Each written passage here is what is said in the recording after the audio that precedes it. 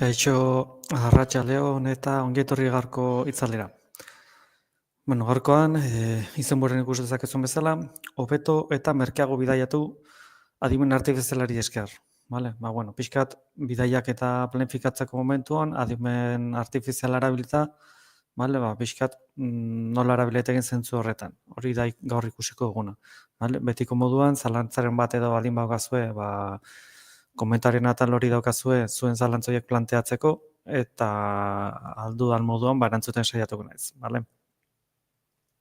Noizan ben behiratzen jango naiz komentarien atal hori eta bestela hitzaldiaren amaieran ere berriro behiratuko dut zalantzoiek argitzen saiatzeko.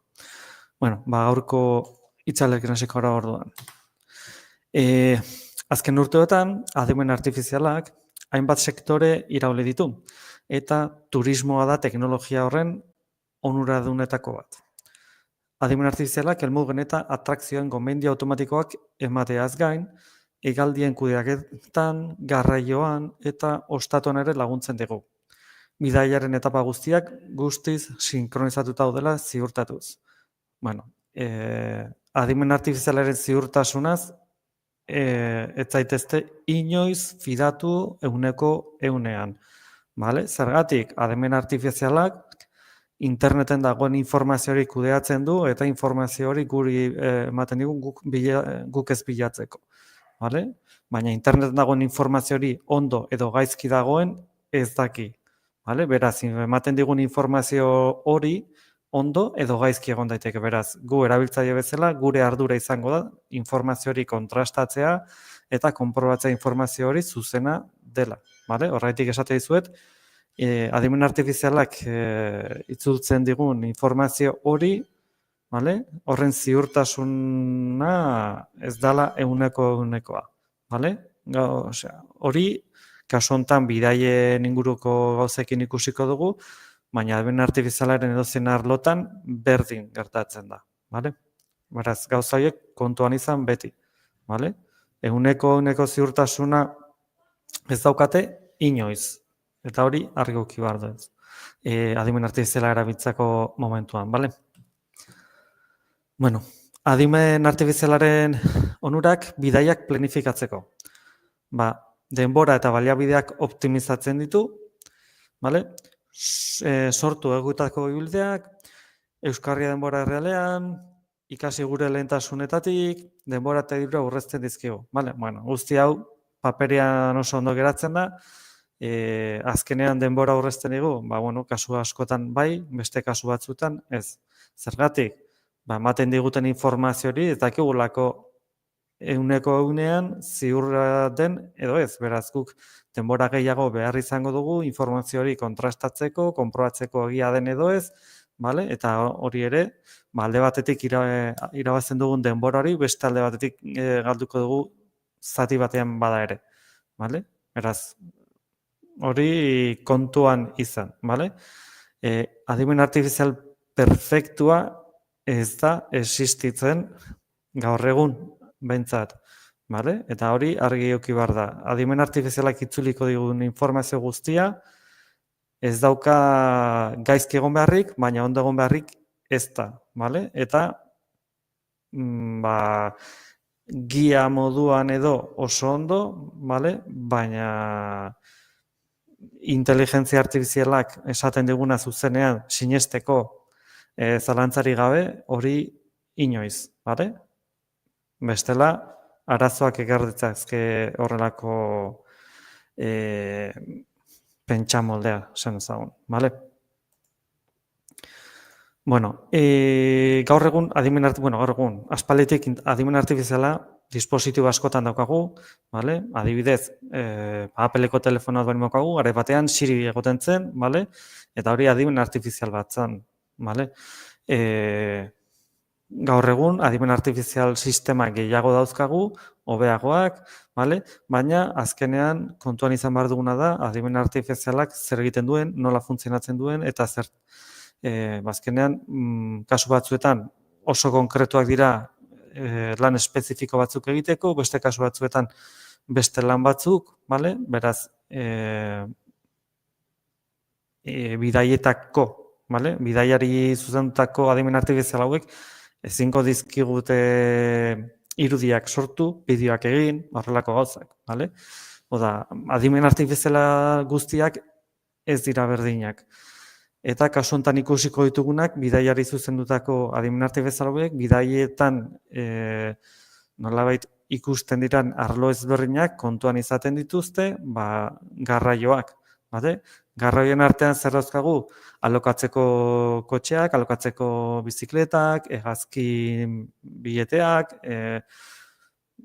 barkuak kasu batzutan ere bai, bale?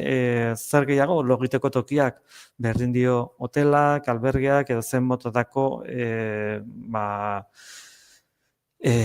egongelak diren, bale? Zer gehiago, turismoko edo bisitatu behar ditugun guneak, bale? Museoak edo parke naturalak edo zer motatako tokiak, bale? Oda, informazio guzti hori kudeatuko dituzte adimen artifizial hauek, bale? Kasu batzuetan hobeago, beste batzuetan okerrago, adimen artifizialaren arabera, bale? Eta plataformaren arabera. Bueno, adimen artifiziala bidaia plangintzan erabiltzeko aholku praktikoak, bale? Bidaiako jomuga argiak definitza da. Adimen artifizialak ez dira ente mistiko bat gure buruan dagoen informazioa irakurtzen duena eta horren arabera informazio bat ematen diguna, bale? Adimen artifizialari guk informazio bat eman behar diogu eta berak guk ematen diogun informazio horrekin, beste informazio bat itzuliko digu emaitz bezala. Vale? Hau da, guk bidaia antolatzeko adimen artifizialari parametro batzuk esan beharko dizkiogu, vale? Zeintzuk diran gure bidaiaren kondizioek, bidaia tokiontatik aterata, beste tokiontara bidaiatu nahi dut,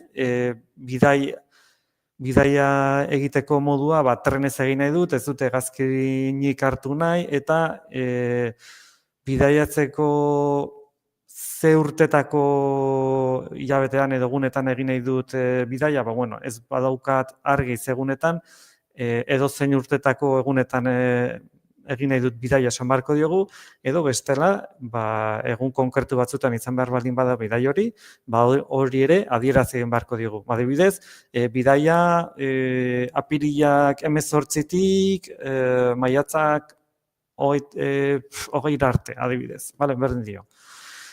Datu edo parametro guzti horiek eman beharko dizkiogu, zeren adierazten ez diogun informazio hori berarentzat nolabait nahi duen egiteko aukera ematen diogu, ez badiogu nolabait parametro batzuk finkatzen.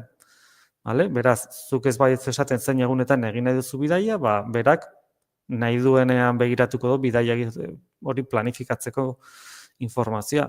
Beraz, bai edo zen adimen artifizialari parametro batzuk eman beharko dizkiogu, berak informazio horrekin guk eskatzen dioguna antolatzen hasteko, bale? Beraz, adimen artifiziala erabili hasi aurretik, helburuak, bale? Edo parametroiek pentsatu behar ditugu eta argi eduki, bale? Hori izango litzateke lehenengo pausoa. Ondoren, adimen artifizialaren konfigurazioak eta pertsonalizatzea. Aplikazio askok gure bidaia lehentasunak doitzeko aukera ematen dute. Aprobetxa ditzagun, funtzionalitate horiek, helmugi eta jarduerei buruzko iradokizunak benetan esperimentatu nahi dugunarekin bat datozela bermatzeko. Beraz, pixkat lehen komentatzen nuena, bale? Gure bidai horren parametroiek behin pentsatuta, adimen artifizialara erabiltzen hasi behar garenean, parametroiek adierazi behar dizkiogu. Bidaia toki hontara egin nahi dut, hegazkinez joan nahi balimuzu, hegazkinez joan nahi dut, bidaiatzeko garraio mota berdin bazaizu, bidaia egiteko garraio modua berdin zaitze garraio mota izan nahi duen, toki hauek ikusi edo bisitatu nahi ditut, guk pentsatu ditugun parametro guzti horiek adimen artifizialari eman beharko dizkigu berak informazio guzti hori kontuan izateko, vale? Eta horren arabera, berak guk eskatutako informazio hori itzuliko dugu, vale? Baina berriro errepikatuko dut. Adimen artifizialak ematen diguten emaitza hori, informazio horren ziurtasuna ez da ehunekoa, beraz. Ematen digun informazio hori gida moduan oso ondo, vale? Baina ehunekoan dana sinistu, inoiz ez, vale? Bestela gero sorpresak topatuko dituzue kasu askotan. Vale, prezioen joerak eta monitorizatzea. Adimen artifizialak erreserba bat egiteko unerik onenak iragar ditzakete. Nabarmen aurrezten lagunduz, vale? Bueno, hau egia da, vale? Baina bestalde ere egia da enpresa batzuek, hegaldietako enpresa batzuek espezifikoki, gaur egun adimen artifiziala erabiltzen ari dira, eta naiz eta Europan adibidez ilegala den prezio dinamikoak izatea, da, orain momentu batean prezio bat izatea, eta 5 minutu berandugo prezio hori aldatzea, bakarrik zuretzako, beste pertsona bat baldin bazea, prezio hori desberdin izan behar du, bale? Hau da, autoki batzuetan gaur egun egiten ari dira, eta adimen artifiziala erabiltzen ari dira jakiteko jendea, nondik konektatzen ari diren, ze herrialdetik, ze ordenagailutik, eta horren arabera, beraiek konprobatzen dute lehenengo aldia den edo ez, ze herrialdetik konektatzen ari diren, eta parametro guztien arabera, prezioa handitu egiten dizute, txikitu egiten dizute, eta vale? Beraz, adimen artifiziala danok erabil dezakete, bai erabiltzaileak eta bai enpresak. Eta bakoitzak bere onurerako, vale? Beraz, bai, guri erabiltzaile bezala adimen artifiziala, internean dauden eskaintza guztiak edo prezioak begiratu ditzazke, gure parametroak kontuan izan da, berak uste duen bidairik egokiena eta merkeena eskainiko digu, vale? Eta horrek dirua eta denbora aurreztuko digu, vale? Baina lehen esan dizuet, adimen artifizialaren ematen digun emaitzaiek ez dira uneko honen ziur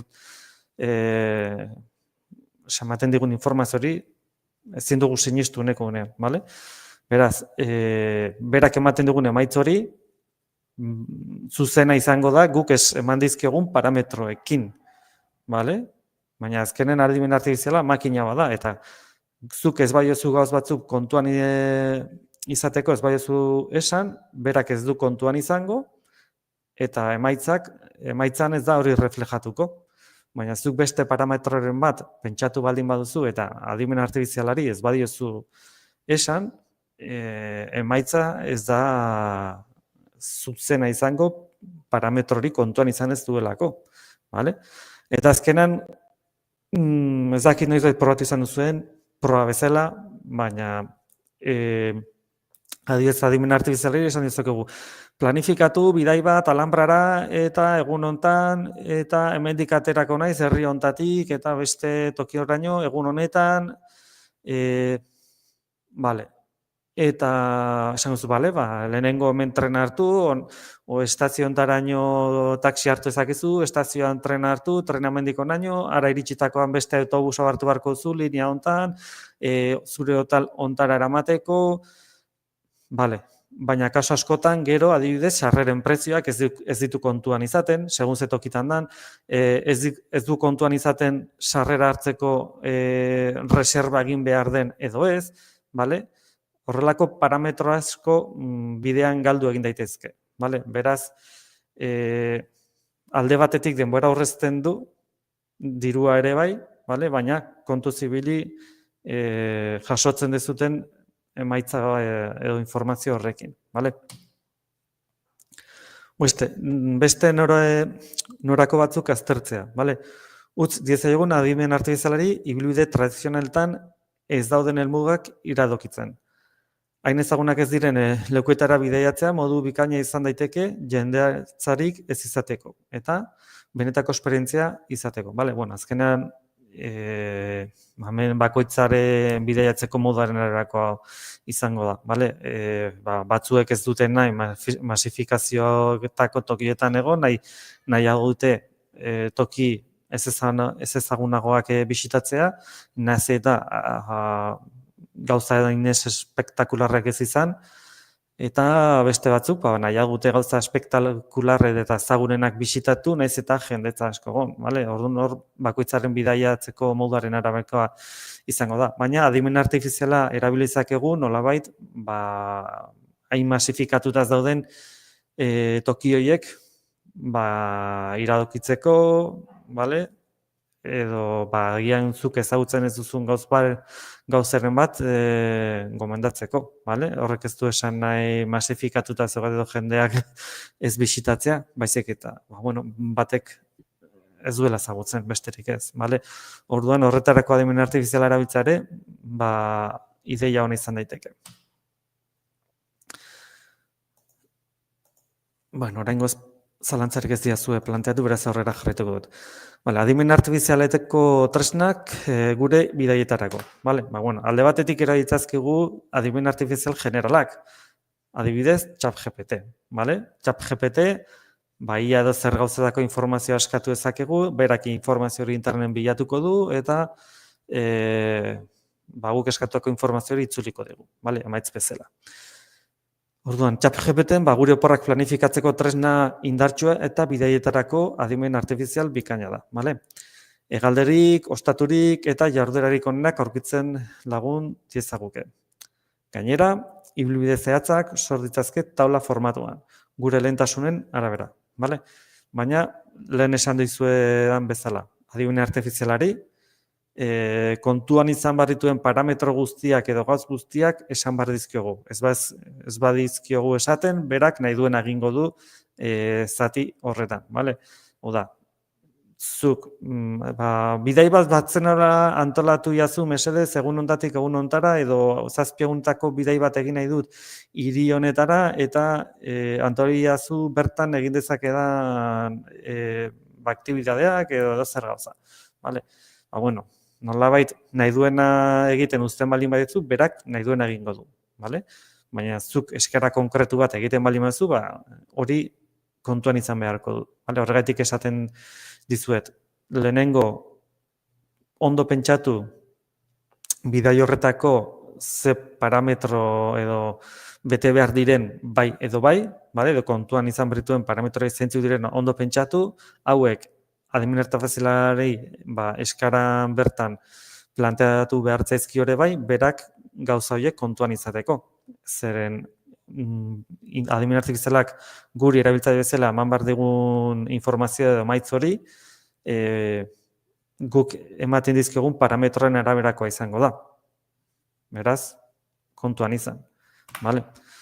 Gemini, ChatGPT-ren adimen artifizial kontzeptu berdina dela esan dezakegu, eta kasu honetan ere, gauza berdina, gure bideak planifikatzeko beste aukera ona da, enkintzaz beteriko bilbideak eskaintzen dizkigu, argazkekin eta herrigunetarako estekekin, segun ze hiri bisitan nahi dugun, edo ze parametro ematen dizkigun, Geminik ere bai, esteka batzuk emango dizkigu, bertan tren ordutegia begiratzeko, edo museoa begiratzeko, edo zer gauza.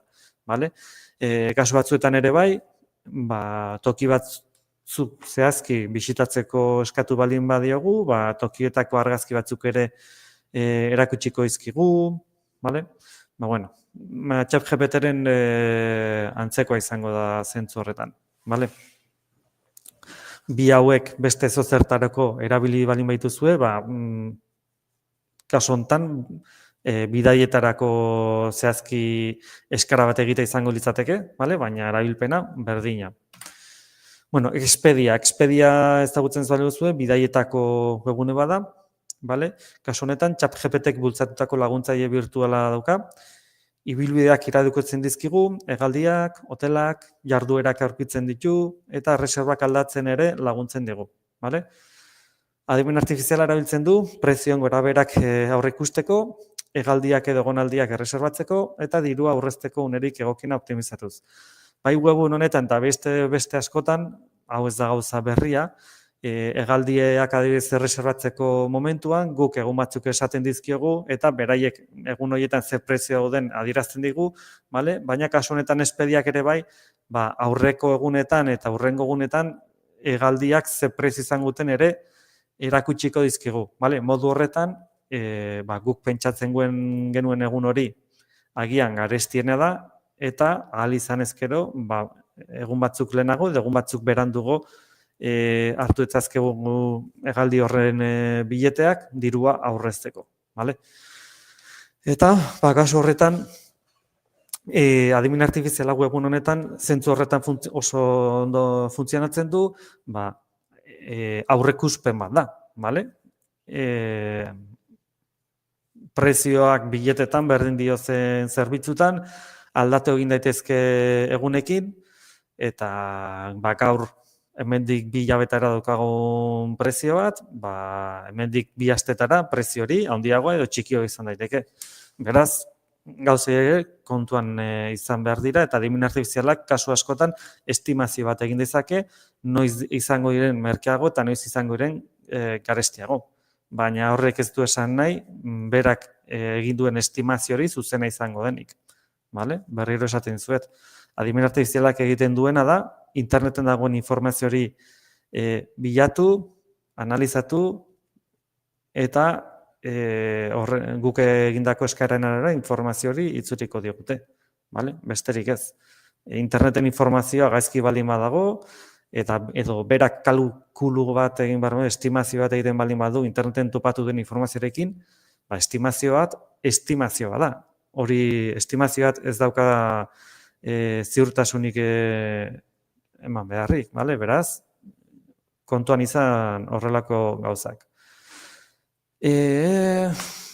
Kaiak ere, bidaietako webgune nahiko ezagun bat da, gare batean ere telebistan eta iragarkiak jarri dituzten, azken aldean ez ditut iragarkiak ikuste telebistan, baina webgune nahiko ezaguna da. Bidaietarako adimen artifiziala erabiltzen du, hainbat helmuga bisitatzeko unerik onena iradokitzeko. Adimen artifizialean oinarritutako tresna multzo berria dauzka, eta kaiak.ai elkarrizketa adimen artifiziala integratzen duen plataforma esperimentala dauka. Bidaien plangintza errazteko. Oraindik adimen artifiziala ez du oso ondo funtzionatzen, baina hasierako pauso bat dela esan dezakegu, eta hemendik aurrera hobeto egingo dela suposatzen dugu. Azkenean, adimen artifizialak denborarekin, informazioarekin ikasi egiten dute, gauz batzuk ikasten dituzte, eta horren arabera eskaintzen dituen zerbitzuak ere hobetzen joaten dira. Pertsona batek egiten duen moduan esan ezagun. Kasu honetan, kaiak baduka tal bat, adimen artifizialarekin, oraindik okerrez banago beta moduan edo daukate, baina erabili dezakegu, webgunean bertan daukagu erabiltzeko aukera. Laila,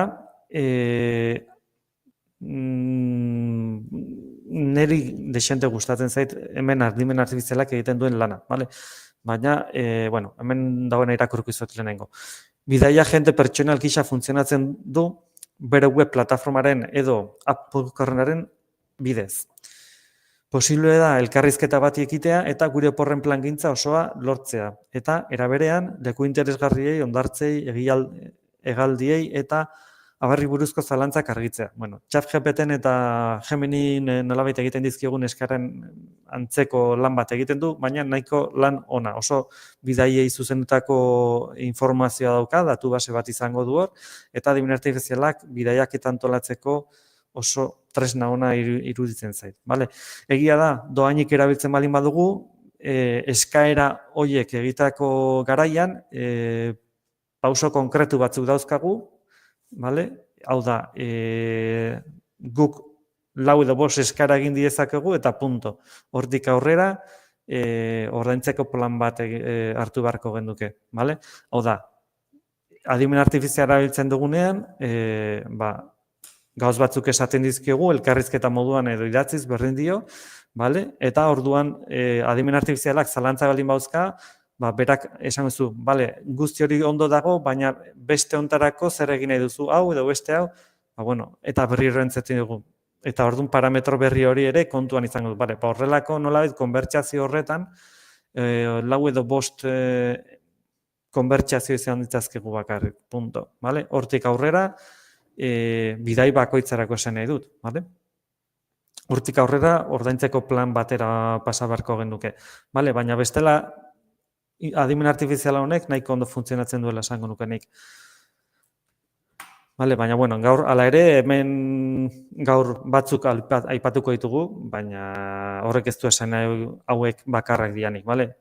Gaur egun adimen artifiziala webune askotan dago sartuta eta toki askotan izango ezue, vale? Kasu batzuetan, zuzenen esango izute hau adimen artifizial bada, beste batzuetan ez dizu ezer esango, baina adimen artifizial bat egongo da atzetik, iradokizunak egiten, edo informazio konkretu bat ematen, vale?